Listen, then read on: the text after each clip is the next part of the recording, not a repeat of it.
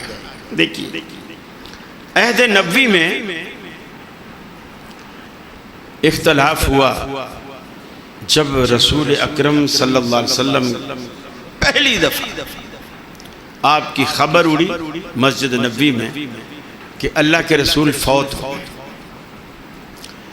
یہ خبر اڑی اور بڑے بڑے صحابہ کے اوسان خطا ہو صدمے کی وجہ سے کہ اب ہمارا کیا ہو، اب کیا بنے۔ حضرت عمر جیسا بہادر، حضرت عمر جیسا جری، اس نے تلوار اپنی نیام سے نکالی اور منبر پہ کھڑا ہو گیا اور مسجد میں ٹہلنے لگا اور کہا خبردار اگر کسی نے کہا حضور فوت ہو گئے تو میں تلوار سے اس کی گردن کاٹ دوں۔ سارے صحابہ چپ بیٹھے، ایسے جیسے آپ کہتے ہیں نا سانپ سونگ گیا ہے، کوئی آواز نہیں، کوئی شور شرابہ نہیں۔ حضرت عمر کھڑے ہیں تلوار لے کر۔ تھوڑی دیر بعد ابو بکر صدیق رضی اللہ تعالی عنہ، ان کو بھی خبر ملتی ہے۔ ان کی بیٹی کا گھر تھا حضرت عائشہ کا، جس میں رسول اللہ صلی اللہ علیہ وسلم کا جسد خاکی رکھا ہوا تھا۔ وہ پہلے بیٹی کے گھر گئے تصدیق کرنے کے لیے کہ آیا یہ خبر درست ہے یا غلط۔ آپ کے جسم اطہر پر ایک یمنی دھاری دار چادر تھی جو آپ کے جسم پر ڈالی گئی تھی۔ صدیق اکبر نے پیشانی سے کپڑا ہٹایا، پیشانی کا بوسہ دیا اور فرمایا اے اللہ کے رسول، بس یہی موت ہے جو آ چکی ہے، اللہ آپ پر دو موتیں نہیں لائے گا، جو موت سب پر آتی ہے وہ آ چکی، دو موتیں اللہ نہیں لائے۔ اب آپ یہ کہہ کر کے مسجد میں آئے، صحابہ بیٹھے، مسجد ایسے بھری پڑی ہے صحابہ کرام کی جیسے ماشاءاللہ آپ کی مسجد آپ لوگوں سے بھری ہوئی۔ حضرت عمر بھی کھڑے، صدیق اکبر نے کسی کی پرواہ نہیں کی، سیدھا آئے اور منبر تھا خالی، منبر کے اوپر چڑھ کے لوگوں کو مخاطب کیا اور مخاطب کر کے فرمایا من کان یعبد محمدا فإن محمدا قد مات۔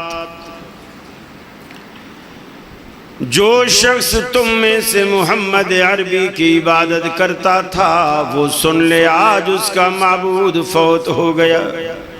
ان محمدا قد مات ومن کان یعبد اللہ، اور جو اللہ کی بندگی کرتا تھا یا کرتا ہے فإن اللہ حی لا یموت، وہ سن لے کہ اس کا معبود زندہ ہے، ایسا زندہ ہے لا یموت، اس پر کبھی موت نہیں آنی، اس پر کبھی موت نہیں آنی۔ پھر صدیق اکبر نے قرآن پاک میں سے آیت پڑھی، فرمایا ما محمد الا رسول قد خلت من قبلہ الرسل افئن مات او قتل انقلبتم على اعقابكم فمن ينقلب على عقبيه فلن يضر الله شيئا۔ محمد صلی اللہ علیہ وسلم بھی اللہ کے دیگر پیغمبروں کی طرح ایک پیغمبر ہیں۔ افئن مات او قتل، اگر آپ وفات پا جائیں یا قتل کر دیے جائیں کیا تم دین سے پھر جاؤ گے؟ گویا صدیق اکبر نے بطور دلیل کے قرآن کی آیت کو کوٹ کیا۔ دوسرا حوالہ قرآن پاک میں سے دیا، فرمایا اللہ کا قرآن اللہ کے حبیب سے کہتا ہے اِنَّكَ مَيِّتٌ وَإِنَّهُمْ مَيِّتُونَ، اے حبیب آپ بھی دنیا سے جانے والے ہیں اور یہ بدبخت جو دن رات آپ کی موت کی دعائیں کرتے ہیں یہ بھی تو دنیا سے جانے والے ہیں۔ اَفَإِن مِتَّ فَهُمُ الْخَالِدُونَ، تیسری آیت کوٹ کی اَفَإِن مِتَّ فَهُمُ الْخَالِدُونَ۔ اللہ نے قرآن پاک میں اپنے حبیب سے فرمایا اے حبیب اگر آپ دنیا سے رخصت ہو گئے فہم الخالدون، کیا یہ ہمیشہ کا پٹا لکھوا کے آئے ہیں؟ آخر انہوں نے بھی تو جانا ہے۔ صدیق اکبر نے جب قرآن پاک کی یہ آیات سنی، ان کی بے نیام تلوار فوراً نیام میں داخل ہو گئی۔ صحابہ کہتے ہیں ہمیں ایسے لگا ہم ان آیات کو بالکل بھول چکے تھے، جب صدیق اکبر نے منبر پر سنائی ہمیں ایسے لگا جیسے یہ آج وہ آیات دوبارہ نازل ہوئی ہوں، ہم سب کو یاد آ گئی، سب نے مان لیا کہ اللہ کے حبیب اب دنیا میں نہیں رہے۔ لیکن یہ جھگڑا کس چیز سے ختم ہوا؟ کس چیز سے ختم ہوا؟ قرآن کے حوالے سے۔ قرآن کے حوالے سے صحابہ کرام کی زندگی میں دوسرا بڑا جھگڑا، اللہ تبارک و تعالیٰ کے رسول کے جسد اطہر ابھی موجود ہے مدینے میں، 3 گروہ صحابہ میں کھڑے ہو گئے۔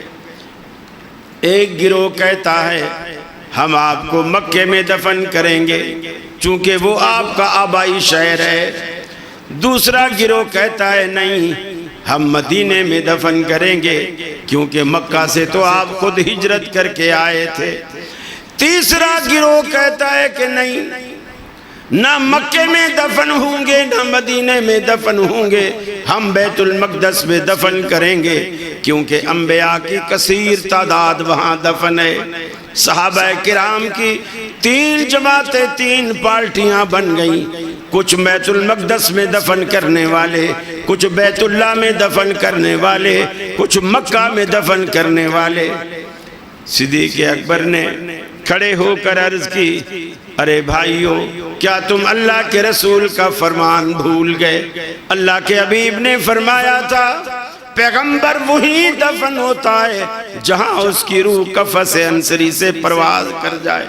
لہٰذا سب نے اپنی اپنی رائے واپس لے لی اور فیصلہ ہوا آپ کو مدینے میں دفن کیا جائے اور وہ بھی حضرت عائشہ کے حجرے میں دفن کیا جائے۔ صحابہ کا اختلاف مٹا کے نہیں، مٹا کے نہیں، مٹا مگر کس بات پر؟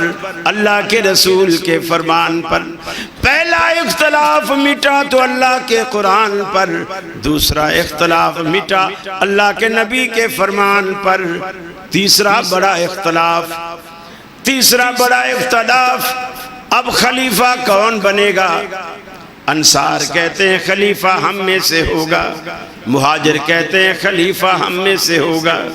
تلواریں نکل آئیں، لڑنے کے لیے تیار ہو گئے۔ ایک تیسرا گروہ کھڑا ہوا جس نے اتنی خطرناک بات کی، بظاہر تو جھگڑا مٹانا مقصد تھا لیکن ابتدا سے مسلمانوں میں پھوٹ ڈالنا مقصد تھا۔ ایک تیسرے گروہ نے بظاہر یوں دل کو لگتی بات کہی کہ میاں کیوں لڑتے ہو؟ انصاریوں کا خلیفہ انصاری بنا لو، مہاجروں کا خلیفہ مہاجر بنا لو، گویا 2 خلیفے بنا لو، انصار الگ اور مہاجر الگ، تاکہ جھگڑا ختم ہو جائے۔ صحابہ کرام میں سے ایک شخص اٹھا کہنے لگا ارے تم جھگڑا کرتے ہو، اللہ کے رسول کا فرمان کیا تم بھول چکے؟ آپ نے فرمایا تھا الائمۃ من القریش، امامت تو قریشیوں کا حق ہے، امامت تو قریشیوں کا حق ہے، اور قریش سارے کے سارے مہاجر، قریشی جو تھے وہ مہاجر۔ فیصلہ ہو گیا۔ یہ حدیث سنتے ہی حضرت عمر نے ابو بکر صدیق کا ہاتھ پکڑا، ایسے اٹھایا اور اپنا دائیں ہاتھ ان کے ہاتھ میں رکھا۔ اس کے بعد صحابہ کہتے ہیں کہ جتنے بھی مجمع میں لوگ موجود تھے بیعت کرنے کے لیے ایسے ٹوٹ پڑے جیسے شہد کی چھتے پر شہد کی مکھیاں ٹوٹ پڑی، اس طرح لوگوں نے بیعت کی۔ اب یہ تیسرا بڑا اختلاف بھی ختم ہوا، لیکن کس بات پر ختم ہوا؟ نبی کریم کے فرمان پر۔ یہ 2 باتیں ہیں جو بتاتی ہیں کہ دین اصل کیا ہے۔